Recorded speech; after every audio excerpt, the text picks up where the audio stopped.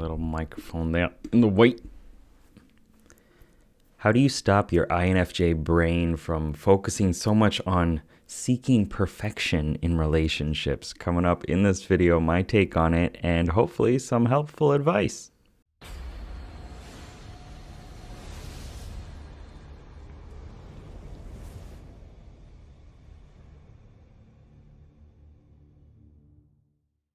What's up, legend? It's Sherman here from Geek Psychology, where I help geeks, gamers, and creatives to unleash their personality type. The superpowers of your personality type as an INFJ are also a struggle in many ways, especially, in relationships too.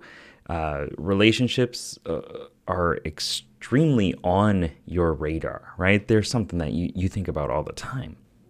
Being an introvert, it's kind of hard to kind of, people, and as well as you have your vision of where things are going and where they should be going and what other people are doing, and your understanding from kind of reading those patterns, the ebb and flow of the universe, the dance of time. And really you kind of know ahead of time what's going to happen. Especially in the realm of peopling. And so that can cause some difficulties. And I want to talk about those in this video. When you have a better relationship, there are so many good things that come out of that, right? There's no more fighting or less fighting, less struggling. You and the other person just being in sync with each other, being able to really understand what the other person is thinking, feeling, what their intentions are. And with that, you can create more of a steady, stable household, right? And what to expect from the other person.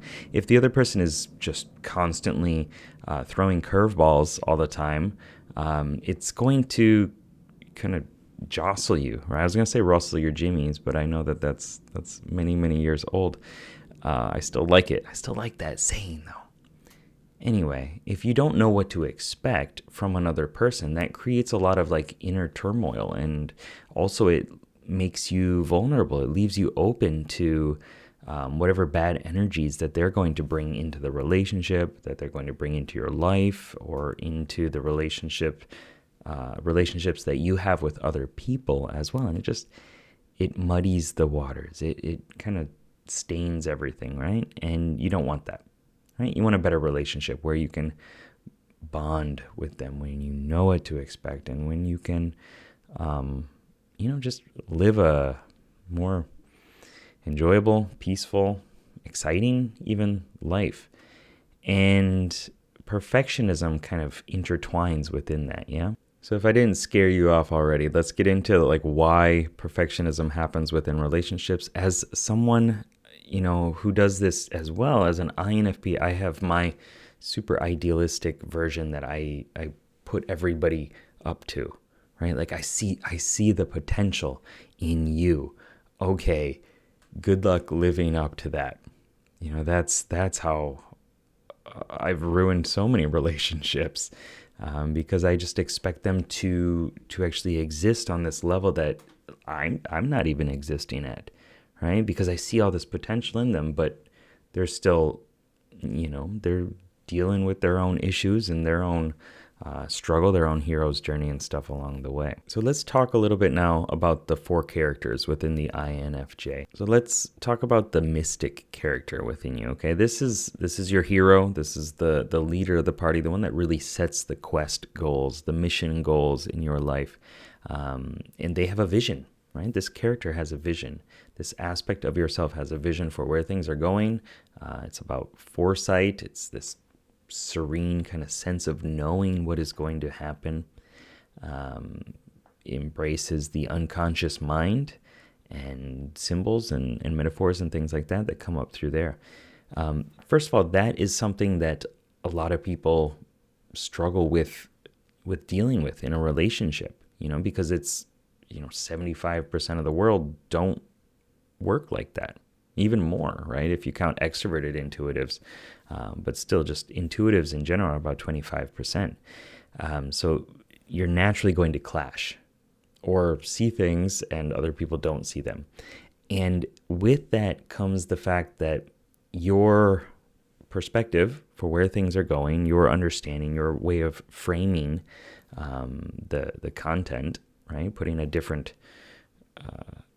way of looking at things, that is going to naturally clash with people's kind of their unconscious mind, their deeper aspects of themselves that they're not really fully comfortable with.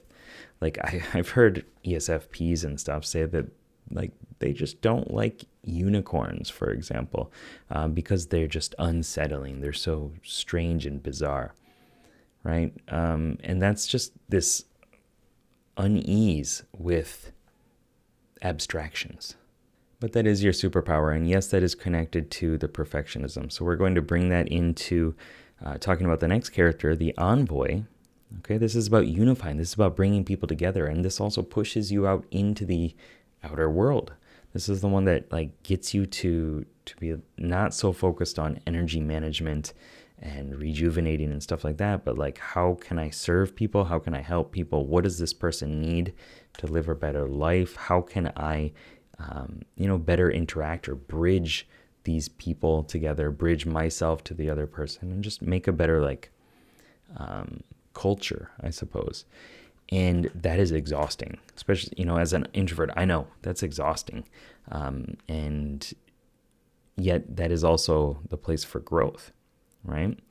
And when you don't want to do that, when that is scary, when that doesn't feel like it's not comfortable, right? It doesn't feel like the thing you want to do, to emote, to express how you feel about things, how you feel about people, to share your values and stuff like that, or to kind of weave your way into understanding how the other person is feeling and get them talking about it. Then you switch over to the Adept. This is about analyzing. This is about splitting things apart as opposed to unifying. And this is where you can get quite pointed, quite critical, right? You can attack yourself, attack other people as a safety zone. It's that ice wall, that ice barrier. Okay, and this is like the mage creating an ice shield, right? Nothing gets in, just stay cold, stay distant from other people because it's safer. And that, I believe, is that loop of perfectionism. Okay, when you're talking to the Adept, asking the Adept for advice instead of the Envoy within you, the one that knows how to bring people together and how to serve other people, right? When you're talking to the Adept, it's like it's going to say whatever it feels is important for you to be safe, for you to be protected, for you to maintain the status quo, for you to not get hurt. And that is it's a tempting, alluring place to be. And so you're going to want to do your best to give that character time alone. You can do it, bonding with another person, playing strategy games or something like that, with them doing puzzles and, things like that. That's really good. It's a nice way of bonding with your partner. But you don't want that to just come out as like a safety measure, right? You want to be able to spend more time doing the extroverted stuff. And how do you feel about this? Having these conversations, serving, helping, supporting, hosting, caring for the other person, cooking for the other person, or whatever it is. The Adept and the Mystic are going to keep focusing on like, what is the ideal that they should be at and why are they not there yet? Because that's just the language that they speak, right? You have the ideals, you have the vision, and then you're poking holes in it to see where is it different, because that's what they do. That's what the Adept does. And it doesn't make it bad. It just means that you have to kind of utilize that in the right way for your purposes, right? And I'm sure you can understand that, and I'm sure you already have ideas for how you can utilize that. Or they'll be coming up later when it's, time to sleep or something like that. Another thing that you're going to want to check in yourself with is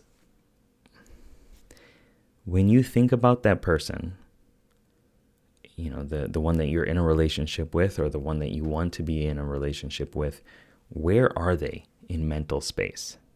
Are they directly in front of you? Are they right here? Are they up higher?